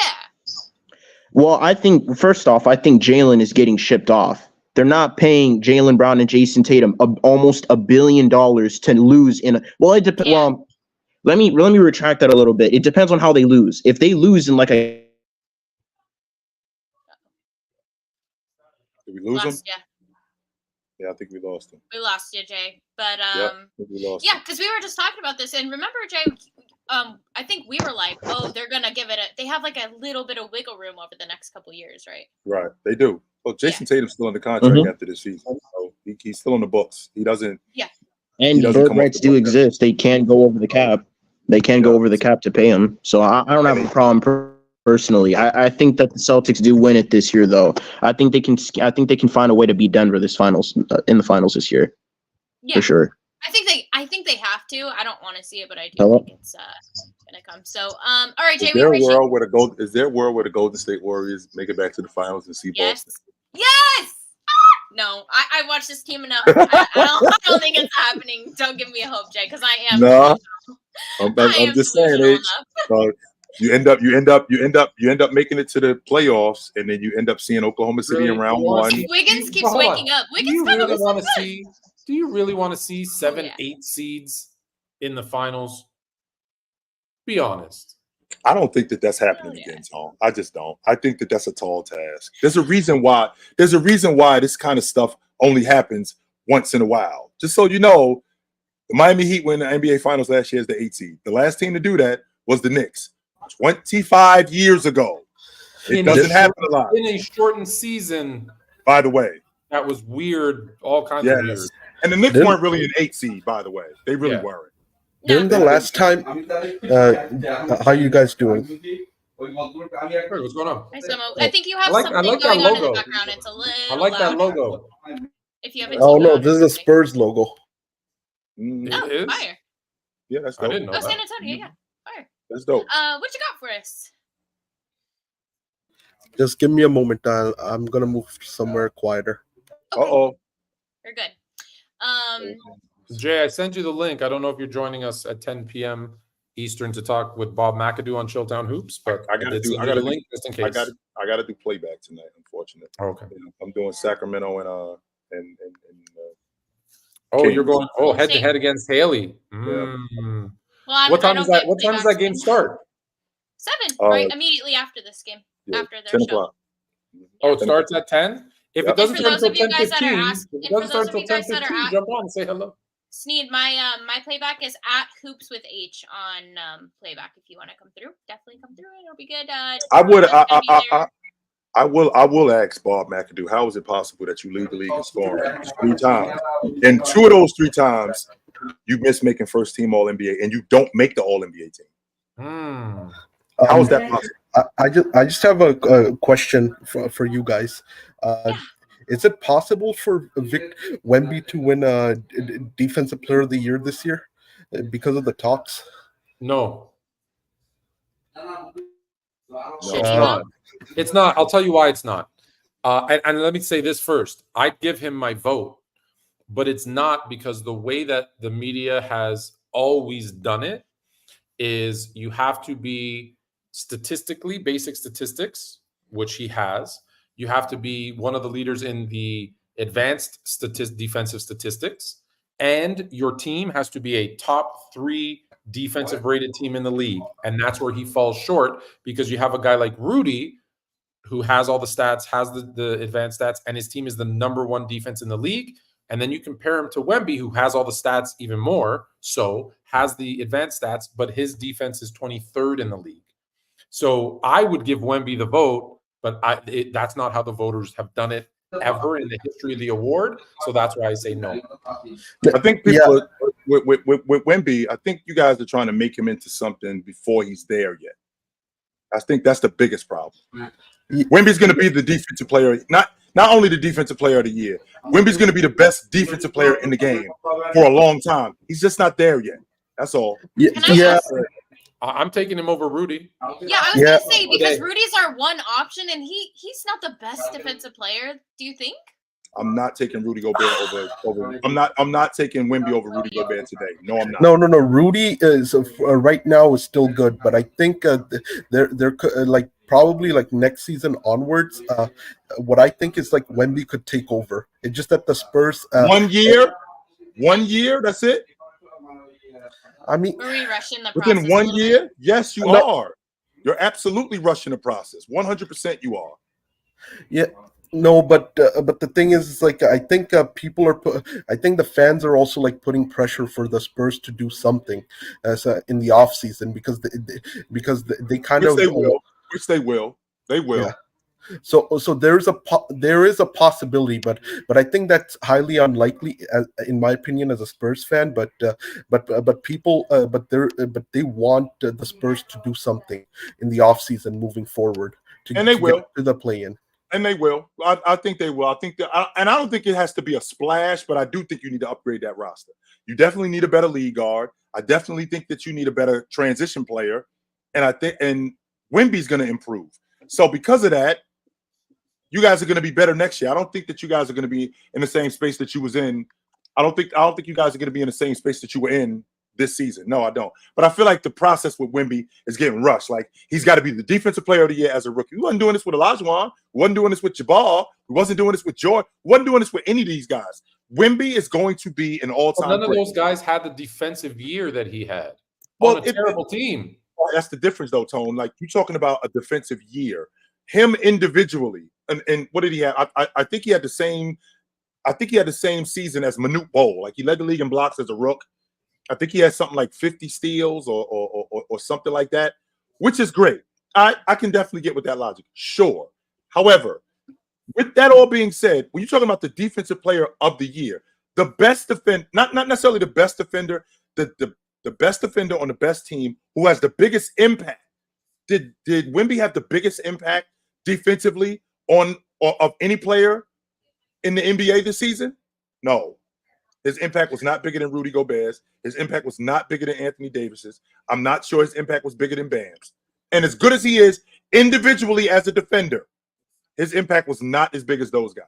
They still at the bottom of the league. Now, what people are going to try to sell me is that the players that he was playing with, hey, well, like last I checked, somebody got to lead a bad team in scoring. Somebody got to lead a bad team in rebounding. Somebody got to lead a bad team in assists. That does not make them the best distributor in the game. That does not make them the best scorer in the game. That does not make them the best rebounder in the game. I mean, but but the thing is, though, he is leading his team. He also is getting 2 more blocks per game than Gobert, but also not just the stats of it. When I watch them play, when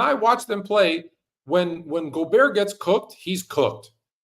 When Wemby gets cooked, he's significantly better at recovering. Now, a lot has to do with him being 7'4" and having 20-foot length arms, but I think it's like 25 feet. But go ahead. but he does recover better too. So that's all I'm saying is, like, if I'm just trying to look at it, forget how many years they've been in the league. Who do I want?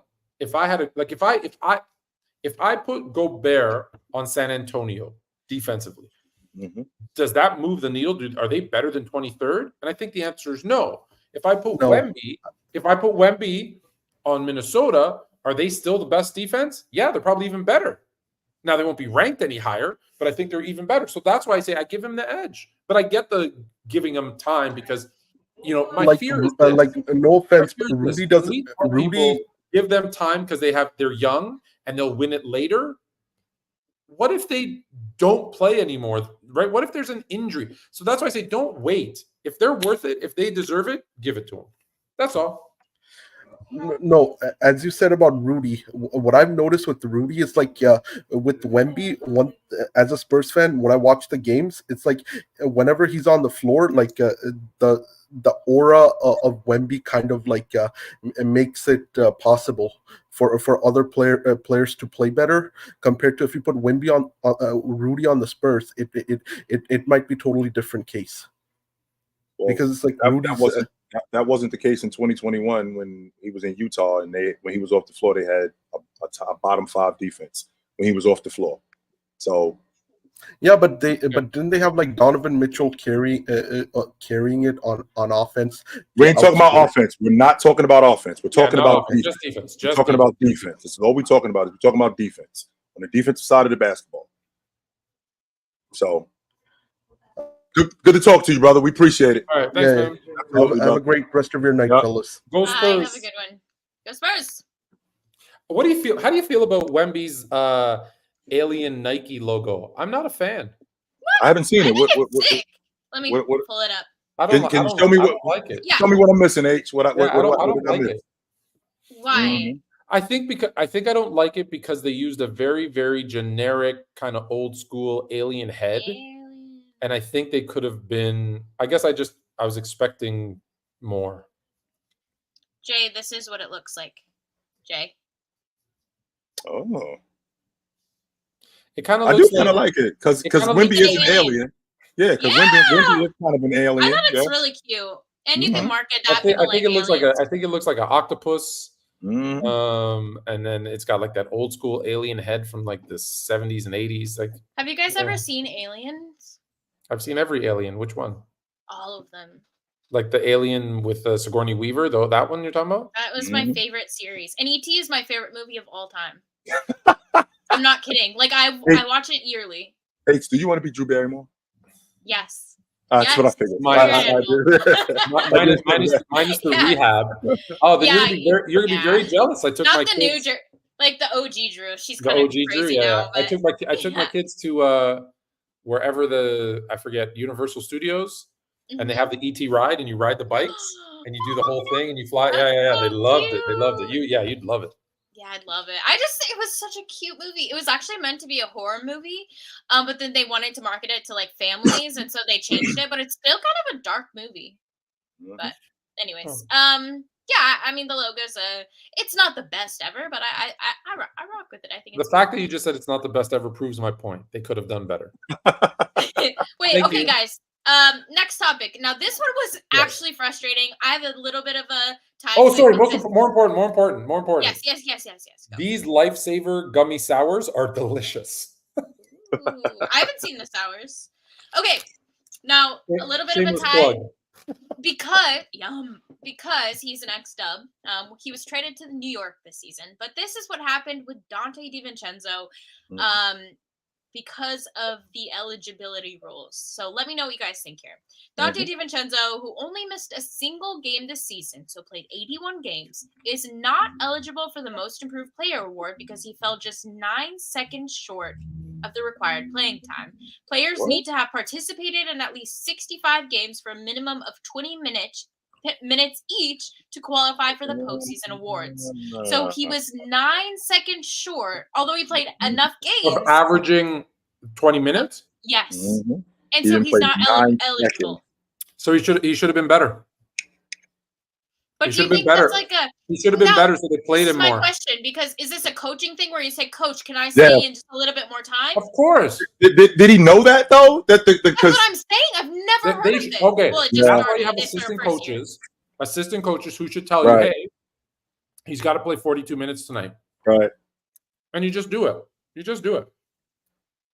Because he could have. I think that's a situation where Tibbs didn't know. No way.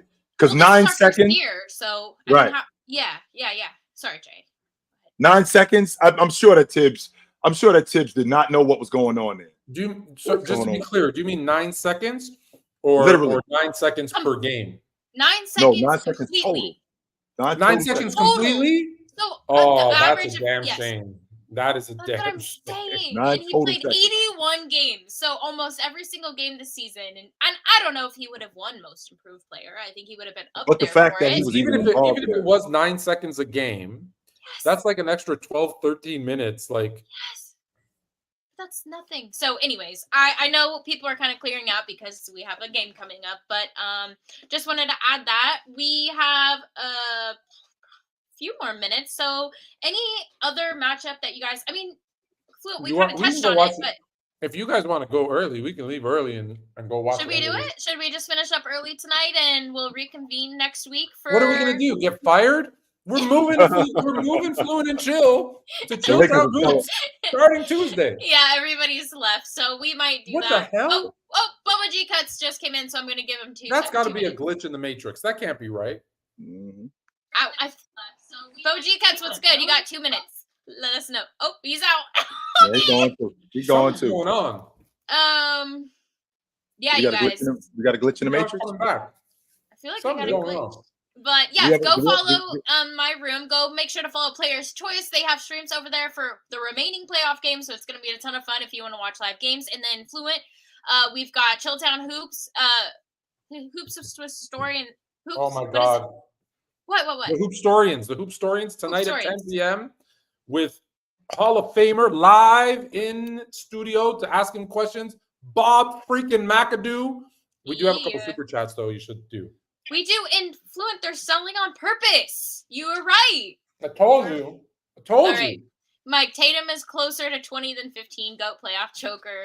Jay, I'm sure this was aimed at you. I'm sure it was too. Okay. Thanks, Mike. Jason Tatum's a fraud. We'll see. The Lakers are a fraud too. They was up by Yeah. 16, and we got a 1 possession game. That's what we got They're going on right throwing now. this game on They purpose. done it like they said in We got a 1 possession like game. my favorite actor, Robert Duvall, said to Tom Cruise in the movie Days of Thunder, he done it deliberate. He done it deliberate. Mhm. You didn't want to be in that race car. You done it deliberate. Maybe. I don't know. I don't think that the Lakers. I don't think they sell this. I don't think so, Tone. All right, we owe you, next week on Fluent and Chill, which will be on Chilltown Hoops, we're going to give you an extra 20 minutes. Go watch at 10 p.m. here in 15 minutes. Go watch the Hoopstorians, Bob McAdoo. And then when you've done seeing Bob McAdoo, because you need to learn from these dudes, then go watch these guys on separately. Where you at? On I'm on playback. Playback. Playback, come TV. through. It's gonna be Yeah. good. And then D-Bell Clippers Mavs is gonna be so good. I can't wait. Mhm. But yeah, if you guys are just tuning in, this is our last episode with Players Choice. So yes, make sure to go check out Chilltown Hoops on Tuesdays at 5:00 p.m. Have you been Pacific time. seeing the phenomenal thumbnails I've been creating on Chilltown Hoops? Super dope, right? And every time I see these, Tone, what it reminds, it's like a mad scientist in the lab. That's what I'm thinking about, because I know that Tone is in here cooking up some stuff. That's why whenever I see one, like look at how good these are. I'm gonna take the blur off. I'm gonna take the damn blur off because you can see my nasty hotel room. I don't care. No, it's not nasty. I'm just playing, but I don't even know how to take the blur off. There we go. Did I do it? Yeah. Yep, you just did it. Look at these H. Dope. Dang, those are good. I know. Those are really good. I'm a Yes. master. I'm a master. Yep. All right, you guys. You like how I put all the TVs in the background with the? Do you see that? It's a new look. It's a vibe. It's a vibe. I like it. Yeah, all right, you guys. We are going to. I had people asking me, "Yo, chill. Did your channel get hacked? What's going on, man? I see all of these shows. Did your channel get hacked? Did you sell it? What's going on?" I was like, "No, just expand it." I hacked it. Yeah. Did you like how I found that picture of you and I said top 10 reasons to play in sucks, and you're like, mm-hmm. Mars was like, how many times did it take Chill to take that picture perfectly? I'm like, he didn't even know I got it. I didn't even know that. Just like I didn't even know about the shirt. I didn't even know about the shirt. I get nervous about Tone, right? Yeah. Like I said, there's gonna come a day when Yep. I'm gonna open up my door and the Fluent family are going to be at the door. That's not just Tone. Listen, the kids are upset that we didn't. Listen, the kids are upset that they didn't get to see you last time we were in Florida. So yeah, man, it kind of didn't work out. Unfortunately, yeah, they was up in Orlando, and we kind of had some scheduling conflict. I wanted to see my niece and nephew, man. It was too bad. Uncle Chill.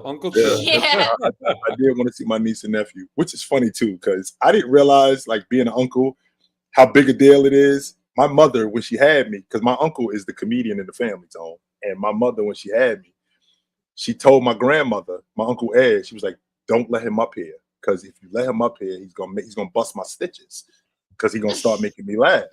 And my uncle was pissed because he was like, "Yo, I got a nephew, and I want to see him. What's going on? I this is my first nephew. Yeah. I don't have it's a big deal. right. It's my I got a nephew, and I want to see him." And my mother was like, "Don't let him up here, because he's gonna start with the laughing, and I got stitches, and he's gonna bust my stitches. Don't let him up here." So I do understand, like, the whole, because I got a niece and I got a nephew. I want to see him. I know.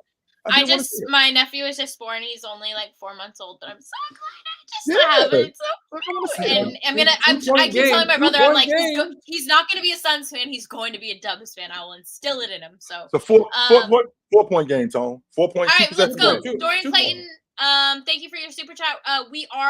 We're just moving platforms because PC has a lot of changes. A lot of their shows are moving to playback. So we're just gonna switch to a different platform, but we'll still be around. Jay will still be on. You'll still see Fluent from time to time. So things are all still good. We're just moving over. You don't see me. I'm done. I'm done with PC. I'm done. That's got beef, but we will.